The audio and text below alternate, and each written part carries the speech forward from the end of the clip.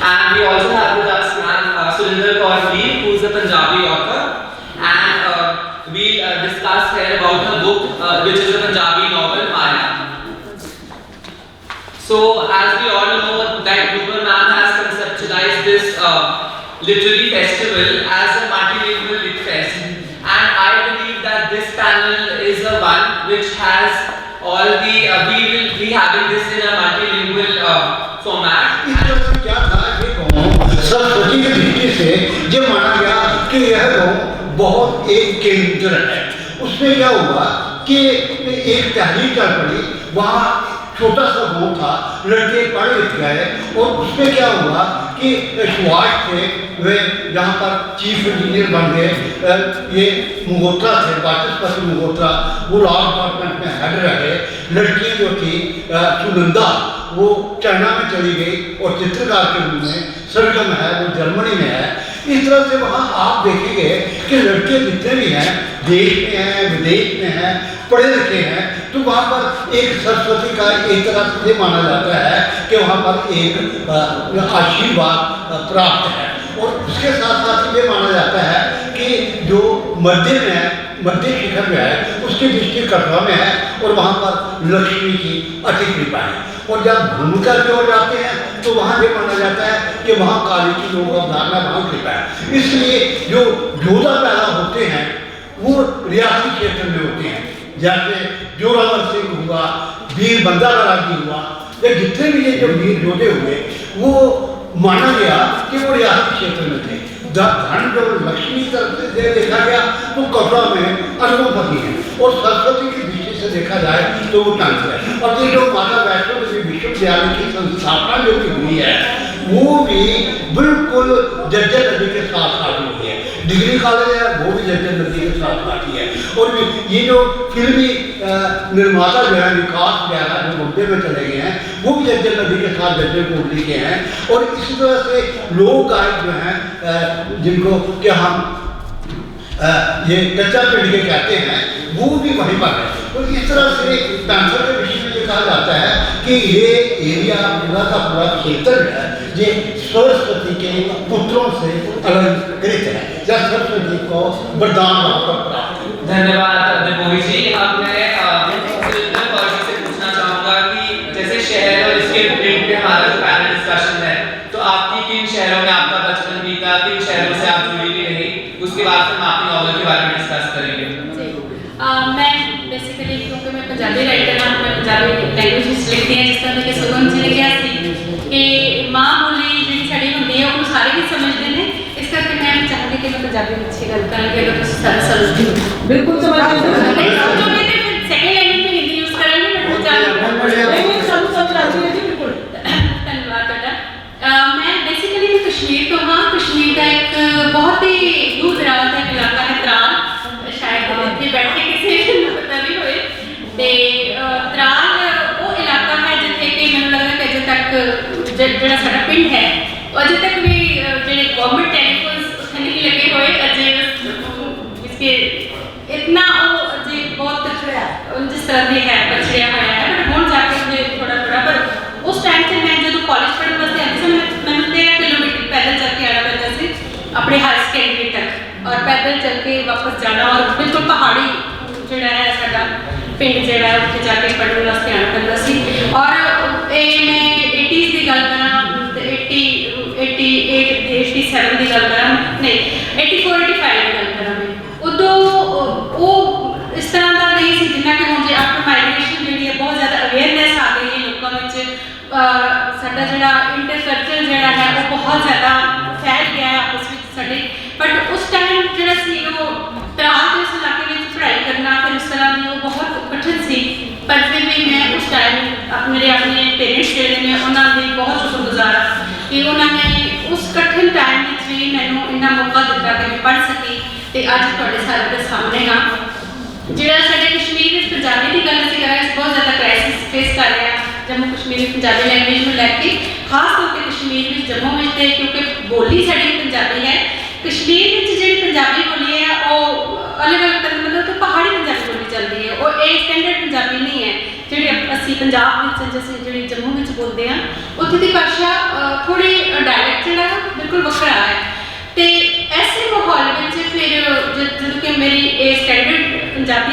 ਉਹ ਸਿਰਫ 10ਵੀਂ 12ਵੀਂ ਤੋਂ ਕਿਤਾਬਾਂ ਵਿੱਚ ਪੜ੍ਹੀ ਹੋਈ ਹੋਵੇ ਤੇ ਉਸ ਵਿੱਚ ਆ ਕੇ ਫਿਰ ਮੈਂ ਅੱਗੇ ਲਿਟਰੇਚਰ ਵਿੱਚ ਅੱਗੇ ਆਈ ਔਰ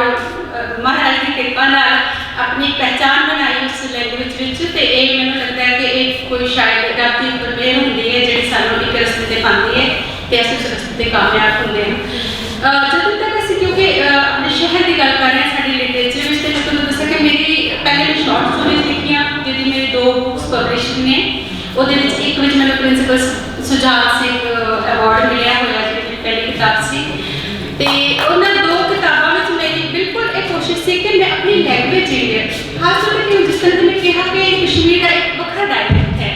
ਜਿਹੜਾ ਪੰਜਾਬੀ ਦਾ ਹੈ ਤੇ ਉਹ ਹੁਣ ਜਦੋਂ ਕਿ ਪਿੰਡਾਂ ਵਾਲੇ ਜਿਹੜੇ ਉਹ ਮਾਈਗ੍ਰੇਟ ਕਰ ਰਹੇ ਨੇ ਸ਼ਹਿਰਾਂ ਵਿੱਚ ਤੇ ਜਿਹੜੀ ਪਿੰਡਾਂ ਵਿੱਚ ਬੋਲੀ ਜਾਣ ਵਾਲੀ ਜਿਹੜੀ ਡਾਇਲੈਕਟ ਹੈ ਉਹ ਲੋਕ ਭੁਲਾਈ ਜਾ ਰਹੇ ਨੇ ਫਿਰ ਮੇਰਾ ਇਹ ਕੋਸ਼ਿਸ਼ ਰਹੀ ਹਮੇਸ਼ਾ ਕਿ ਮੈਂ ਆਪਣੀ ਲੈਂਗੁਏਜ ਨੂੰ ਕਿਸ ਤਰ੍ਹਾਂ ਪ੍ਰੀਜ਼ਰਵ ਕਰ ਸਕਦੀ ਹਾਂ ਆਪਣੇ ਰਾਈਟਿੰਗ ਵਿੱਚ ਤੇ ਮੈਂ ਕਹਾਣੀਆਂ ਨੂੰ ਡਾਇਲੌਗਸ ਜਿਹੜੇ ਮੈਂ ਦਿੰਦੀ ਹਾਂ ਉਹ ਮੇਰੀ ਕੋਸ਼ਿਸ਼ ਹੁੰਦੀ ਹੈ ਕਿ ਜਿੱਥੇ ਦਾ ਵੀ ਕ੍ਰਿਟਿਕਲ ਮੈਂ ਪੇਸ਼ ਕਰ ਰਹੀ ਹਾਂ ਉਹ ਆਪਣੀ ਲੈਂਗੁਏਜ ਵਿੱਚ ਬੋਲੇ ਤੇ ਇਸ ਤਰ੍ਹਾਂ ਦੀ ਜਿਹੜੀ ਮੇਰੀ ਆਪਣੀ ਆਪਣੇ ਪਿੰਡ ਦੀ ਭਾਸ਼ਾ ਹੈ ਉਹ ਮੇਰੀ ਕਹਾਣੀਆਂ ਵਿੱਚ ਜਿਹੜੀ ਉਹ ਪ੍ਰੀਜ਼ਰਵ ਹੋਈ ਖਾਸ ਤੌਰ ਤੇ ਲੋਕ ਬੋਲੀਆਂ ਲੋਕ ਗੀਤ ਜੋ ਸਾਡਾ ਖਾਣ ਪਾਨ ਹੈ ਉਹ ਸਾਰਾ ਮੈਂ ਆਪਣੇ ਇਹਦੇ ਵਿੱਚ ਲਿਖਣ ਦੀ ਕੋਸ਼ਿਸ਼ ਕੀਤੀ ਹੈ। ਉਸ ਤੋਂ ਬਾਅਦ ਮੇਰੀਆਂ 2 ਸ਼ਾਰਟ ਸਟੋਰੀ ਬੁੱਕਸ ਜਿਹੜੀਆਂ ਪ੍ਰਵੇਸ਼ ਹੋਈਆਂ ਉਸ ਤੋਂ ਬਾਅਦ ਜਸਟ ਮੈਂ ਨਾਵਲ ਵੱਲ ਆਈ ਔਰ ਮੇਰਾ ਪਹਿਲਾ ਨਾਵਲ ਜਿਹੜਾ ਹੈ ਉਹ ਸ਼ਿਕਾਰ ਹੈ ਜਿਸ ਤਰ੍ਹਾਂ ਮੈਂ ਦੱਸਿਆ ਕਿ ਟਾਲ ਦੇ ਉਸ ਇਲਾਕੇ ਵਿੱਚ ਜਿੱਥੇ ਮੈਂ ਰਹਿੰਦੀ ਉੱਥੇ ਮੇਰਾ ਪਿੰਡ ਸ਼ਿਕਾਰ ਹੈ ਉਹ ਜਗ੍ਹਾ ਉਹ ਸੀ ਜਿਹੜੀ ਕਿ ਡੋਗਰਾ ਜਦੋਂ ਰਾਜ ਸੀਗਾ ਤੇ ਉਦੋਂ ਉਹ ਜਿਹੜੇ ਜੰਗਲਾਂ ਵਿੱਚ ਬਣਾਉਂਦੇ ਸ਼ਿਕਾਰਗਾਹਾਂ ਬਣਾਉਂਦੇ ਸਨ ਜਿੱਥੇ ਕਿ ਉਹ ਸ਼ਿਕਾਰ ਕਰਨ ਜਾਂਦੇ ਸਨ ਆਪਣੇ ਐਂਟਰਟੇਨਮੈਂਟ ਵਾਸਤੇ ਜਾਂਦੇ ਸਨ ਤੇ ਹੌਲੀ ਹੌਲੀ ਉਹ ਜਦੋਂ 90s ਤੱਕ ਅਸੀਂ ਆਏ ਤੇ ਉਹ ਜਿਹੜਾ ਕਿ ਇੱਕ ਦੌਰ ਚੱਲਿਆ ਹੈ 33 ਸਾਲ ਦਾ ਆਤੰਕਵਾਦ ਦਾ ਜੋ ਵੀ ਹੈ ਤੇ ਉਹ ਮੈਨੂੰ ਲੱਗਾ ਕਿ ਉਹ ਸ਼ਿਕਾਰਗਾਹ ਦਾ ਇੱਕ ਨਿੱਕਾ ਜਿਹਾ ਪਿੰਡ ਜਿਹੜਾ ਹੈ ਉਹ ਫੈਲਦਾ ਸਾਰੀ ਪੂਰੀ ਵੈਲੀ ਨੂੰ ਵੀ ਸ਼ਿਕਾਰਗਾਹ ਬਣਾ ਗਿਆ ਹੈ। ਪਹਿਲੇ ਜਿੱਥੇ ਰਾਜੇ ਮਹਾਰਾਜੇ ਜੰਗਲਾਂ ਵਿੱਚ ਜਾਨਵਰਾਂ ਦਾ ਸ਼ਿਕਾਰ ਕਰਦੇ ਸਨ ਜਿਹੜੇ ਕਿ ਬੈਨ ਹੋ ਚੁੱਕਿਆ ਹੈ ਪਰ ਹੁਣ ਜਿਹੜਾ ਹੈ ਕਿਸੇ ਨਾ ਕਿਸੇ ਤਰ੍ਹਾਂ ਦੀ ਇਨਸਾਨਾਂ ਦਾ ਸ਼ਿਕਾਰ ਹੋ ਰਿਹਾ ਚਾਹੇ ਉਹ ਕਿਸੇ ਵੀ ਤਰ੍ਹਾਂ ਹੋ ਰਿਹਾ ਤੇ ਇਹਦੇ ਉੱਪਰ ਅਜੇ ਤੱਕ ਕੋਈ ਬੈਨ ਨਹੀਂ ਲੱਗ ਰਿਹਾ ਸੋ ਸ਼ਿਕਾਰਗਾਹ ਜਿਹੜਾ ਸੀ ਉਹ ਪਿਛਲੇ 30 ਸਾਲ ਦਾ ਜਿਹੜਾ ਸਿਨੈਰੀਓ ਹੈ ਉਹਦੇ ਉੱਪਰ ਲਿਖਿਆ ਗਿਆ ਨਾਵਲ ਹੈ ਜਿਹਨੂੰ ਕਿ ਕਲਚਰਲ ਅਕੈਡਮੀ ਨੇ ਵੀ ਅਵਾਰਡ ਕੀਤਾ ਉਹਨੂੰ ਕੈਨੇਡਾ ਦੀ ਇੰਟੈਰੀਓ ਸੰਸਥਾ ਹੈ ਉਸਨੇ ਅਵਾਰਡ ਦਿੱਤਾ ਤੇ 4 ਉਹਦੇ ਪ੍ਰਤਿਸ਼ਠਿਤ ਅਵਾਰਡ ਜਿਹੜੇ ਮਿਲੇ ਨੇ। ਉਸ ਤੋਂ ਬਾਅਦ ਮੇਰਾ ਮਾਇਆ ਜਿਹੜਾ ਨਾਵਲ ਆਇਆ तो उधर आगे डिस्कस करने हैं बाद में पहले मैं मोहित जी को पूछने हैं सर आप बताइए कि तो मोहित जी की किताबें भी हैं यहाँ पे पहले हम आपको 1-2 किताबें उनकी दिखाना चाहेंगे एक जैसे इनकी एक किताब है डुग्गर का लोक साहित्य और डुग्गर के लोक देवता इन्होंने रिलीजन इन सब पे काफी बुक्स लिखी हैं तो मैम मैं आपसे पूछना चाहूँगा कि जैसे आप पंजाबी राइटर हैं तो आपने अपनी जो नॉवल की प्रोटैगनिस्ट है मेन कैरेक्टर है माया तो आपने उसको जम्मू शहर में क्यों बेस किया? जी मैं जब हम कहते हैं ना कि जम्मू एंड कश्मीर बट मैंने लगता है कि मैं जम्मू एंड कश्मीर को ट्रूली रिप्रेजेंट करती हूँ क्योंकि मैं कश्मीर में जन्मी बनी हाँ तो मेरी हुण मेरी कर्म भूमि है और जम्मू है तो सो जो कश्मीर जिस दिन मैं दसा कि शिकारगढ़ टोटल जड़ा है कश्मीर का कल्चर कश्मीर का सारा जड़ा है ਉਹਦੀ ਦਾਸਤੀ ਉਹਦਾ ਦੁੱਖ ਸੁੱਖ ਸਾਰਾ ਜਿਹੜਾ ਸੀ ਸ਼ਿਕਾਰਗढ़ ਵਿੱਚ ਪੇਸ਼ ਕੀਤਾ ਔਰ ਉਸ ਤੋਂ ਬਾਅਦ ਫਿਰ ਮਾਇਆ ਲਿਖਣ ਵੇਲੇ ਮੇਰਾ ਇਹ ਮਾਈਂਡ ਵਿੱਚ ਸੀ ਕਿ ਮੈਂ ਜੰਮੂ ਦੇ ਕਲਚਰ ਨੂੰ ਪੇਸ਼ ਕਰਾਂ ਜੰਮੂ ਕਿਉਂਕਿ ਮੈਂ ਸਮਝਦੀ ਹਾਂ ਕਿ ਰਾਈਟਿੰਗ ਵਿੱਚ ਸਾਡਾ ਜਿਹੜਾ ਇੱਕ ਕਰੈਕਟਰ ਹੁੰਦਾ ਉਹ ਹੀ ਨਹੀਂ ਬੋਲਦਾ ਬਲਕਿ ਜਿਸ ਜਗ੍ਹਾ ਨੂੰ ਅਸੀਂ ਰਿਪਰੈਜ਼ੈਂਟ ਕਰ ਰਹੇ ਹੁੰਦੇ ਉਹ ਜਗ੍ਹਾ ਆਪਣੇ ਆਪ ਬੋਲਦੀ ਹੈ ਤੇ ਸੋ ਮੈਂ ਆਪਣੇ ਸ਼ਹਿਰ ਨੂੰ ਉਸ ਤਰ੍ਹਾਂ ਐਸ ਕਰੈਕਟਰ ਪੇਸ਼ ਕਰਦੀ ਹਾਂ ਕਿ ਉਹਨੂੰ ਦੱਸਣ ਦੀ ਲੋੜ ਨਾ ਪਏ ਕਿ ਜੰਮੂ ਵਿੱਚ ਇਹ ਹੈ ਪਰ ਜਦੋਂ ਮੈਂ ਕਹਾਣੀ ਨੂੰ ਜੰਮੂ ਦੀਆਂ ਥਾਵਾਂ ਤੋਂ ਲੰਘੇ ਜੰਮੂ ਦੀਆਂ ਗਲੀਆਂ ਚੋਂ ਲੰਘੇ ਤੇ ਉਹ ਗਲੀਆਂ ਜਿਹੜੀਆਂ ਨੇ ਆਪਣੇ ਆਪ ਆਪਣਾ ਇਤਿਹਾਸ ਬੋਲਣ ਜਿਸ ਤਰ੍ਹਾਂ ਕਿ ਮਾਇਆ ਵਿੱਚ ਵੀ ਪੁਰਾਣਾ ਜਿਹੜਾ ਜੰਮੂ ਹੈ ਜਿਸ ਤਰ੍ਹਾਂ ਕਿ ਪੱਕਾ ਡੰਡਾ ਏਰੀਆ ਨੂੰ ਮੈਂ ਉਹਦਾ ਬਣਾਇਆ ਉਹਦਾ ਮੇਨ ਜਿਹੜਾ ਸੀ ਹੈ ਤੇ ਪੱਕੇ ਡੰਡੇ ਜਿਸ ਤਰ੍ਹਾਂ ਕਿਸੇ ਦੇਖੋ ਗਲੀਆਂ ਵਿੱਚ ਛੋਟੀਆਂ ਗਲੀਆਂ ਵਿੱਚ ਉੱਚੇ ਉੱਚੇ ਘਰ ਨੇ ਜਿਹੜੇ ਕਈ ਪੁਰਾਣੇ ਨੇ ਪੁਰਾਣੇ ਕਲਚਰ ਨੂੰ ਦਰਸਾਉਂਦੇ ਨੇ ਤੇ ਉਹ ਹੀ ਕਲਚਰ ਉਹ ਹੀ ਪੁਰਾਣੇ ਜੰਮੂ ਨੂੰ ਪੁਰਾਣੇ ਜੰਮੂ ਦੀ ਬੋਲੀ ਪੁਰਾਣੇ ਜੰਮੂ ਦੇ ਲੋਕਾਂ ਦਾ ਜਿਹੜਾ ਰਹਿਣ ਸਹਿਣ ਸੀ ਉਹਨਾਂ ਦੇ ਆਪਸੀ ਭਾਈਚਾਰੇ ਦੀਆਂ ਸਾਂਝਾਂ ਕਿਸ ਤਰ੍ਹਾਂ ਸੀ ਉਹ ਉਹਨਾਂ ਦਾ ਦਿਲ ਕਿਸ ਤਰ੍ਹਾਂ ਦੀ ਬੀਤਦੇ ਸਨ ਉਹਨਾਂ ਦਾ ਉਹ ਮੈਂ ਦੱਸਣ ਦੀ ਵਿੱਚ ਕੋਸ਼ਿਸ਼ ਕੀਤੀ ਆ ਫਿਰ ਉਸ ਤੋਂ ਬਾਅਦ ਜਿਹੜਾ ਮੇਰਾ ਕਰੈਕਟਰ ਹੈ ਪੂਰੇ ਵਰਲਡ ਵਿੱਚ ਫੈਲਦਾ ਹੈ ਪਰ ਬੇਸਿਕ ਜਿਹੜਾ ਹੈ ਉਹਦੀ ਜੜ੍ਹਾਂ ਜਿਹੜੀਆਂ ਨੇ ਉਹ ਜੰਮੂ ਦੇ ਪੁਰਾਣੇ ਜਿਹੜਾ ਪਕੜਵਾ ਏਰੀਆ ਹੈ ਉਹ ਦੱਸੇ तो जैसे मूवी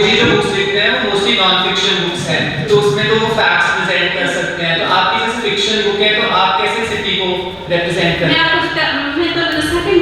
मेरा जड़ा भी नॉवेल्स है या जड़ी भी मेरी राइटिंग है, मेरी खाली फिक्शन नहीं है, मेरी हिस्ट्री बेस्ड फिक्शन है। यानी कि मेरे के में तीसरा नॉवल मेरा चश्मे बुलबुल आया है, वो कश्मीर की दस्तकारी जी है, जी काली शॉल है, पश्मीना शॉल है, ਉਹਦੇ ਉੱਪਰ ਬੇਸਡ ਹੈ। ਤੇ ਜਦੋਂ ਤੁਸੀਂ ਕੋਈ ਨਾਵਲ ਲਿਖਦੇ ਆ ਤਾਂ ਉਹਨੂੰ ਪੂਰੀ ਹਿਸਟਰੀ ਨੂੰ ਨੌਲੇਜ ਹੋਣਾ ਚਾਹੀਦਾ ਹੈ ਜਿਸ ਤੁਸੀਂ ਰਿਪਰੈਜ਼ੈਂਟ ਕਰਦੇ ਹੋ। ਜਿਸ ਤਰ੍ਹਾਂ ਸ਼ਿਕਾਗੋ ਜਿਹੜੇ 30 ਸਾਲ ਦਾ ਪਿਛਲਾ ਉਹ ਜਦੋਂ ਮੈਂ ਲਿਖਿਆ ਉਹਦੇ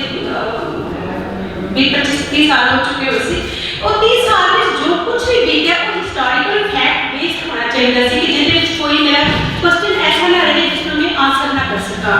ਤੇ ਜਦੋਂ ਮਾਇਆ ਵਿੱਚ ਮੈਂ ਲਿਖ ਰਹੀ ਹਾਂ, ਮਾਇਆ ਵਿੱਚ ਵੀ ਮੈਂ ਜਦੋਂ ਇੱਕ ਪੂਰੀ सभी को रिप्रेजेंट कर रहे हैं, उसका मेन जो थीम है वो पेंटिंग है। तो सो पेंटिंग जम्मू कसौली पेंटिंग को लैके जी जम्मू में पेंटिंग हो रही है, चाहे मिनिएचर है चाहे कोई भी आर्ट फॉर्म है पेंटिंग का, उसकी सारी मैंने हिस्ट्री पता पहले मैं लर्न की है। जो फैक्चुअल फैक्ट्स ने वो मैं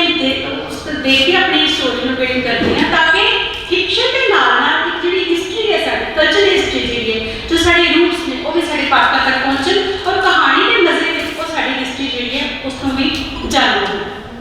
धन्यवाद मैम। उन्नी मोगी जी, मैं आपसे पूछना चाहूँगा कि जैसे हमने हिस्टोरिकल फिक्शन की बात की तो हम डुग्गर प्रदेश के इतिहास की बात करेंगे। तो आप जैसे अपनी रिसर्च करते थे, आप इतना डुग्गर प्रदेश में घूमते हैं, तो आजकल के जो युवा हैं उनको डुग्गर प्रदेश के इतिहास के बारे में इतना नहीं पता। तो आप ऐसे हमें कोई एक दो वाक्य बताएं जो आपको लगता है कि हमारे युवा को पता होना चाहिए डुग्गर देश के इतिहास के बारे में।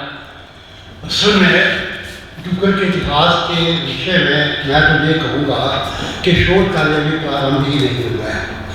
ऐसा है कि जब पुराने युग आया, पुराने युग के बाद फिर क्या हुआ कि उपपुराणों का युग आया। उपपुराण जो थे ना वो प्रांतीय आधार पर लिखे गए। जैसे कश्मीर था उसमें नीलमत पुराण लिखा गया। नीलमत पुराण में क्या था कि कश्मीर की घाटी से संबंधित सामग्री जो थी वो हमें नीलमत पुराण में मिली। अब जम्मू के विषय में जो हमें उपपुराण मिला वो पुराण था वासुकी उपपुराण। वासुकी उपपुराण में जब हम इसका अध्ययन करते हैं तो उसमें हमें ये लगता है कि जम्मू में एक समय ऐसा था कि जब यहाँ पर नाग संस्कृति का जहाँ पर आधिपत्य था। इससे पहले क्या था, जो मैंने अध्ययन किया है मुझे ये लगने लगा कि जहाँ एक मातृ सत्तात्मक समाज भी पहाड़ों में रहा है और वहाँ आज भी कई ऐसी जाति हैं जो ये बतलाती हैं कि वो अपने नाम के साथ ये बताते हैं कि हम जोगनी पुत्र हैं, जोगनियों के पुत्र। और वहाँ पर 29 छोटे छोटे पहाड़ों में जो जोगनियों के स्थान हैं और वो जीजू जाति के लोग हैं, दूसरे लोग जो हैं वो अपने आप को ये मातृ सत्तात्मक समाज के साथ जोड़ते हैं। और वहाँ आज भी कुछ ऐसे रीति रिवाज अभी तक अवशेष हैं जिनसे ये लगता है कि मातृ सत्तात्मक समाज जो है ये डुग्गर में रहा है। जैसे आज भी वहाँ पर भी क्या है कि एक प्रथा है जो पहले ज़माने में थी कि वो क्या था कि एक नारी जो है, एक महिला जो है वो अपना पति बदल सकती है। पहला पति, दूसरा पति, तीसरा पति, चौथा पति, पांचवा पति, छठा पति, सातवां पति। तो ये एक घर में है उसको अपनाया, दूसरे को छोड़ा। तो ये प्रथा जो थी ये अब जाकर के आपके नई एजुकेशन सिस्टम आया है तो इस प्रथा का अंतोराय को ग्वाल प्रथा नाम से कहा जाता था। ये हमारे डुग्गर के पहाड़ी प्रदेशों में रही है। लड़की विवाह करती थी, ससुराल नहीं जाती थी। ये भी मातृ सत्तात्मक समाज का हमें केंद्र है। और उसके बाद क्या था कि इनको जो मातृ सत्तात्मक समाज का केंद्र थी वो जोगने थी और 29 लोगों के हमें नाम मिले हैं और उनके स्थान भी हैं, उनकी पूजा भी होती है। उसके बाद क्या हुआ कि यहाँ पर ये जो मातृ सत्तात्मक समाज जो था उसको खत्म किया नागों ने। नाग जब यहाँ पर आए आकर के उन्होंने क्या किया कि जम्मू प्रांत को अपने क्षेत्र में ले लिया और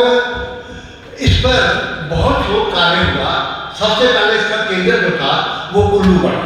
कुल्लू में इन्होंने क्या किया कि पश्चिमी हिमालय की नाव परंपरा पर एक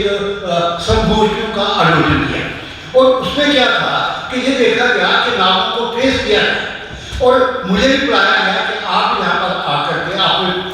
जम्मू के नावों पर आकर के आप बात करो। अब वहाँ पर क्या लगने लगा कि 1500 साल तक ये जो है नाव जो है ये प्रभावशाली रहे हैं पूरे के पूरे पश्चिमी हिमालय। अब क्या था कि इनका जो जूठा नावों का हमें मिला कि ये जो था बासुकीनाथ था, आगे उसके 13 बेटे हुए, 84 पोते हुए, उनके हमने स्थान ढूंढे, वो भी हमको स्थान जो थे वो मिल गए। फिर क्या हुआ कि अब क्या था कि उसके बाद भारत नागवंश आया, तो भारत नागवंश का जो गणपति नाथ था उसका हमें शिलालेख जो है वो सुधमहादेव में मिला। सुधमहादेव का जो शिलालेख है वो ब्राह्मी लिपि में है और उसमें लिखा हुआ है कि भवनाथ के पुत्र गणपति नाथ ने ये जो त्रिशूल जो है ये 4वीं शताब्दी में अपने राज के 5वें साल में स्थापित किया। अब जब हमने उस त्रिशूल की बात उत्तराखंड के लोगों से की तो उत्तराखंड वाले कहने लगे कि ये त्रिशूल जो है ये गुप्तेश्वर में भी है। तो मैं भागा जा करके गुप्तेश्वर पहुंच गया, पत्नी को साथ लिया, उसको मैंने कहा मैं आपको बद्रीनाथ केदारनाथ की यात्रा करता हूँ। तो वहाँ पर भी वो भी खुश थी कि मैं तीर्थ यात्रा करने पर जा रहा हूँ, आपत्ति उसमें भी नहीं की। तो जब हम गुप्तेश्वर में गए तो वहाँ पर यही शिलालेख था, लिखी भी ब्राह्मी थी, गणपति नाथ का नाम था। अब यह अलग है, उसने ये लिखा था, उसने सुधमहादेव का जो है उसने लिखा था अपने राज के 5वें वर्ष में, और जो गुप्तेश्वर का था उसमें ये आ गया कि ये शिलालेख जो है ये अपने राज्य के दूसरे वर्ष में उसमें, और ऐसा शिलालेख हमें उत्तराखंड में बाराहाट में मिला। और मैं गणपति नाथ की खोज करने लगा, ऐसा गणपति नाथ कौन था जो हमारे जम्मू में सुधमहादेव में उसका शिलालेख है, गुप्तेश्वर में उसका शिलालेख है, बाराहाट में शिलालेख है। फिर मुझे लगा पता चला कि इलाहाबाद का जो शिलालेख है उसमें भी गणपति का नाम का नाम है। कुंभ था, मैंने पत्नी को लिया कि मैं आपको कुंभ स्नान कराता हूँ, वो मुझे रोकेगी नहीं, तो मैं उसको लेकर करके इलाहाबाद चला गया। वहाँ पर जब मैंने देखा तो स्कंदगुप्त ने जिन राजाओं को हराया था उनके नाम थे, उनमें गणपति नाथ का नाम था। और ये घटना थी 4वीं शताब्दी की थी, और ये जितने भी वैज्ञानिक अध्ययन से जिन्होंने शिलालेख का अध्ययन किया था वो भी मान चले थे 3वीं-4वीं सदी का। इस तरह से क्या हुआ कि इतिहास की पाठों पर पढ़ते खुलती गई, और ये लगने लगा कि नामों का यहाँ पर बहुत ज़्यादा प्रभाव है। नामों के बाद क्या हुआ कि यक्ष जाति आ गई, हमें 3 यक्षों का नाम मिलता है, और उनमें से क्या है कि जो यक्ष राजा के क्रीव यक्ष था उसके विषय में कहा गया कि वो क्रीमचा का जो विकास है उससे किया हुआ है। इसी तरह से वीरनाथ था, उसने यहाँ पर कोण की पहाड़ों में किया। एक और नाम देवता थे और उन्होंने जाकर के जम्मू के जो महामाया इसकी तरह से इससे तरह से क्या हुआ कि हम जब जम्मू की खोज पर खोज करते गए, देखते गए, नए तथ्य जो थे वो सामने आते गए। मैं आपको ये भी बता देना चाहता हूँ, सिकंदर के आक्रमण के बाद 250 वर्ष जम्मू जो है जो ग्रीकों के अधीन में रहा, और उसकी राजधानी कोट थी। और यहाँ पर क्या हुआ कि राजा मिंडर जो था, जिसको हमने मलिंद कहा है, उसका स्थान जो था आज मिंडर के नाम से अभिहित किया जाता है। बोर बिहार में है वो, क्योंकि बाद में बोर बन गया था, इसलिए वहाँ पर जाकर के हमें बोर बिहार में मिलते हैं। मैं और थोड़ी सी बात कर लेना चाहता हूँ। अब यह जाता है कि भोग का को जब आप देखते हैं तो हमें भोग का भी अवशेष जो है वो जम्मू में मिलना शुरू हो जाते हैं। जी हाँ, उसको क्या करना चाहिए? इसके विषय में मैं ये कहूँगा कि जो पहचान बनती है ना हमारी जो हमारी संस्कृति है, वो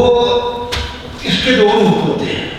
एक होती है सभ्यता, एक होती है संस्कृति। संस्कृति तो बिल्कुल नहीं बदलती है, संस्कृति हमारे साथ बनी ही रहेगी। चाहे हम जर्मन चले जाएं, वहाँ पर हम हिंदुस्तानी रहेंगे, हमारे संस्कार नहीं बदलेंगे। जहाँ अगर हम रूस में भी चले जाएं, वहाँ सेटल भी हो जाएं, तब भी हमारे संस्कार नहीं बदलेंगे। अगर हम इंग्लैंड, अमेरिका, फ्रांस कहीं पर भी चले जाएं, हमारी संस्कृति जो होगी ना वो नहीं बदलेगी। संस्कृति एक, इसको मैं कहूँगा एक धारावाहिक प्रवाहित नदी है, वो नहीं रुकती है। जो अमेरिका में रहने वाला हिंदू है वो चाहे वहाँ की वातावरण में रच पच गया है, लेकिन फिर भी उसके अंदर जो है ना जो गुण सूत्र जो है ना वो भारतीय संस्कृति के आपको वहाँ पर भी मिलेंगे, वो नहीं उससे मुक्त हो सकता है। जो सभ्यता है ये क्या है कि ये एक ट्रेंड होता है, कुछ देर के लिए आता है, 100 साल के लिए, 200 साल के लिए, 500 साल के लिए, फिर वो बदल जाता है। जैसे कि मुगल काल था, तो मुगल काल का जो ड्रेस था यहाँ के राष्ट्रीय ड्रेस बन गया, मुगल काल आया तो यहाँ की भाषा जो थी वो फारसी बन गई, अंग्रेज आए भाषा अंग्रेजी बन गई। लेकिन जैसे मुगल गए उनके साथ साथ फारसी भाषा भी चली गई। अब हर कॉलेज में पहले फारसी के प्रोफेसर हुआ करते थे, अब वो ढूंढे हुए भी नहीं मिलते, क्योंकि वो एक कृत्य थोड़े अर्थे के लिए आया था, एक मुगल दौर। हम मुगल दौर में राज पाएंगे, फिर उसके बाद हमारे यूरोपियन संस्कृति आई है। यूरोपियन संस्कृति अंग्रेज तो चले गई, लेकिन अंग्रेजी का प्रभाव अब भी बना हुआ है। उसका टाइम पर पूरा कंस्ट्रेंट है। जी हाँ, तो मैम से क्वेश्चन पूछ के फिर मैं आपका। जी हाँ, जरूर कीजिए। तो मैम मेरे को आपसे एक क्वेश्चन पूछना था कि जैसे आप पंजाबी में लिखते हैं तो बहुत लोग कहते हैं कि पंजाब जो डोगरी है वो पंजाबी की एक डायलेक्ट की है, उसी की एक बोली है, तो इस पे आपका आप क्या सोचते हो, अलग लैंग्वेज है या फिर पंजाबी की डायलेक्ट है, आपके क्या व्यूज हैं इस पे? एक टाइम था डोगरी की नहीं, एक गोजरी और पहाड़ी, जिसको हम पर्टिकुलरली कुछ ऐसे इन्फ्लुएंस है तो हमने अलग कर लिया, बट गोजरी, डोगरी और पहाड़ी जो था ये पंजाबी का ही रूप था, पंजाबी की थी। फिर बाद में देखो अब चाहे अपनी स्टेट की अलग तरह की रिस्पॉन्सिबिलिटीज होती हैं, क्या तो उनको डाइवर्ट करना पड़ा, वो उसको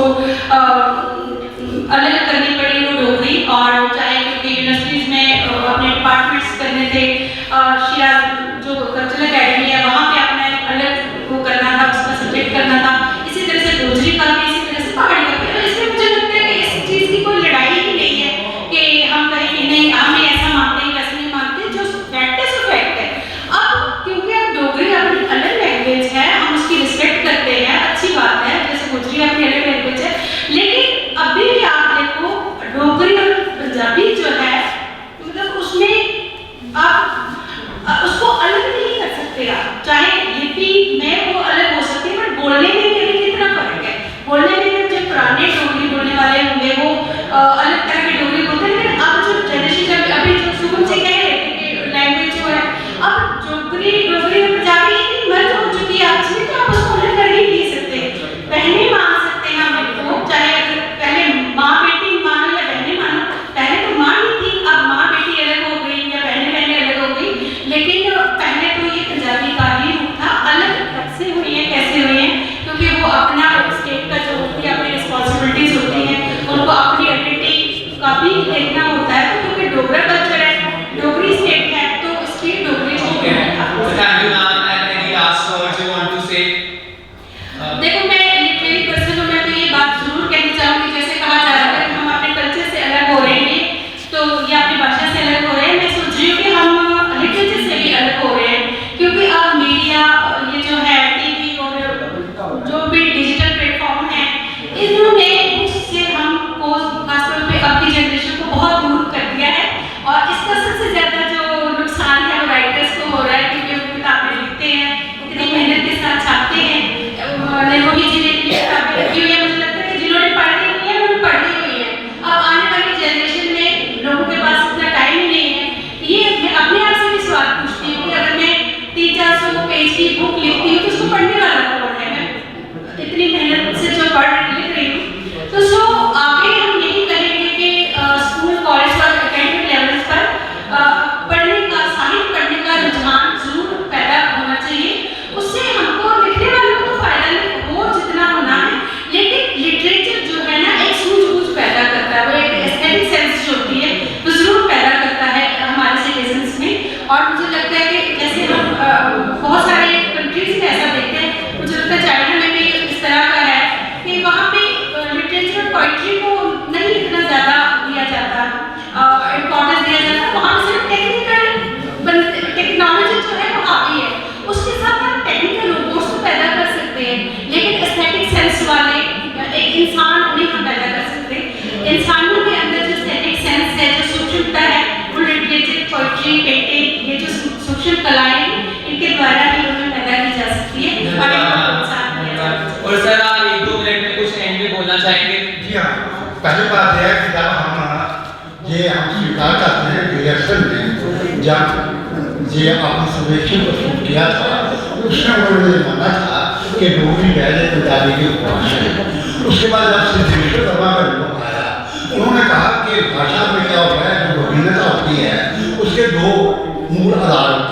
एक सहायक क्रिया है और एक सर्वनाम। जब सर्वनाम बदल जाते हैं, सहायक क्रियाएं बदल जाती हैं, तो भाषा बदल जाती है। फिर हर भाषा की अपनी एक अलग लिपि होती है। अब जो पंजाबी के सर्वनाम थे वो डोगरी में नहीं थे, जो पंजाबी के सहायक क्रियाएं थी वो डोगरी की नहीं थी। इन दोनों में क्या किया कि इन दोनों भाषाओं को अलग भाषा की, पंजाबी की जो लिपि थी वो गुरमुखी थी, डोगरी की जो लिपि थी वो टापी थी। इसलिए ये मूल रूप से भाषा विज्ञान उन्होंने मान लिया कि जो दो भाषा जो है ये दोनों भिन्न भिन्न है, और तभी जाकर के साहित्यकार ने देने हैं डोगरी को एक राष्ट्र भाषा के संदर्भ में उसको मानकर। धन्यवाद sir. I hope it was a very enlightening and interesting session for all of you. Thank you so much and thank you to our lovely panelists. Thank you. Sir एक मिनट, एक कोई मेरे साथ ही एक पंचारी अंचल है जिसको खसाले कहा जाता था, उस पर आया। एक जो चीज पाउडर एरिया है जहाँ पर बुद्धिज्म का आगे प्रभाव था, वहाँ पर ये काम मिले जाते पाउडर लोगों समझते थे। डुग्गर के जो प्राचीन नगर हैं उन पर ये काम मिले थे डुग्गर के नगर। फिर उसके बाद एक तरह से डुग्गर में नदियाँ कितनी हैं उनका क्या प्रभाव रहा। एक थी ये जो अभी बहस हो रही थी कि डुग्गर का भाषा ही पढ़ते, इसमें का वर्णन है। फिर उसके बाद थी डुग्गर की ऐतिहासिक समाधि, उसके बाद थी डुग्गर की दंत कथा, उसके बाद थी डुग्गर के लोग ही,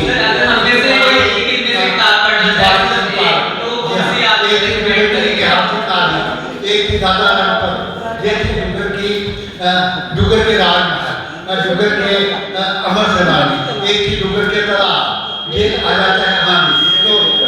एक है दादला चक्कर, एक आता है डुग्गर के गोल, ये आ जाता है प्रशासन का मोड़ी, ये आ जाता है किश्तवाड़ का, ये आ जाती है किताब डुग्गर की गुफाओं का, ये किताब आ जाती है देवस्थानों का, ये आ जाता है बातों का, ये आ जाते हैं मंदिरों का, ये आते हैं शहीदी स्मारकों का, ये आ जाती है अभी मैं आधी किताबें